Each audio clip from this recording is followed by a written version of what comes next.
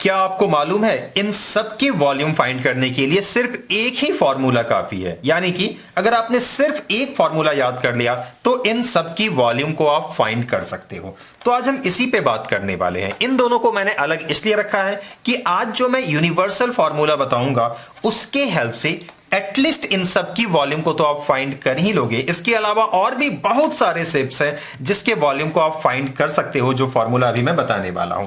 लेकिन इन दोनों केसेस पे आप उसे यूज नहीं कर पाओगे। मैं सारी बातें बताऊंगा, लेकिन सबसे पहले फॉर्मूला तो बता दूं। देखो, इसमें से किसी की भी आप फॉर्मूला ये वॉल्यूम फाइंड करना चाहते हो तो उसके लिए फॉर्मूला होगा area of base into height.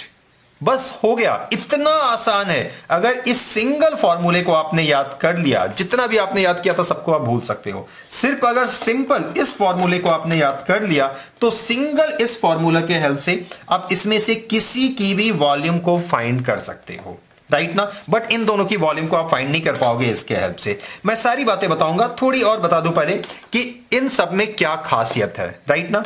तो सिंपल है, देखो इसमें से किसी भी आप फिगर को ले लो तो आप इसमें से किसी भी 3D शेप्स को आप देखो कि इसकी जो बेस है ना और इसका जो टॉप वाला पोर्शन है ये दोनों बिल्कुल कॉन्ग्रुएंट है। तो हर वो शेप्स के लिए जिसके जो ऊपर वाले और नीचे वाले बिल्कुल सेम होंगे वहां आप इस फॉर्मूला को यूज कर सकते हो। आप देखो ना, यहां भी तो ऐसा ही है। तो देखो ये टॉप और ये नीचे वाला दोनों बिल्कुल कॉन्ग्रुएंट है, इसलिए आप यहां भी इस फॉर्मूला को यूज कर सकते हो। हर केस में आप देख सकते हो ऐसा ही कुछ हो रहा है। तो इन सब में आप यूज कर सकते हो। और इसमें इसलिए यूज नहीं कर सकते हो क्योंकि इसका देखो नीचे तो ऐसा है और ये जो पोर्शन आप देख रहे हो ये कुछ अलग है, ओके। और ये तो खैर बात ही बिल्कुल अलग है। तो इन दोनों के लिए अलग से आपको फॉर्मूला याद करना है, बाकी इन सब के लिए बस एक फॉर्मूला को याद रखना है। अब देखो मैं इस चीज को साबित भी कर देता हूं। अब जैसे इसके लिए आपने फॉर्मूला डेफिनेटली याद किया होगा पाई आर स्क्वायर एच, राइट ना। लेकिन मैं क्या बोल रहा हूं, आप इसके हेल्प से काम कर सकते हो। देखो मैं शो कर देता हूं। वॉल्यूम के लिए आप मैंने क्या बताया कि area of base into height.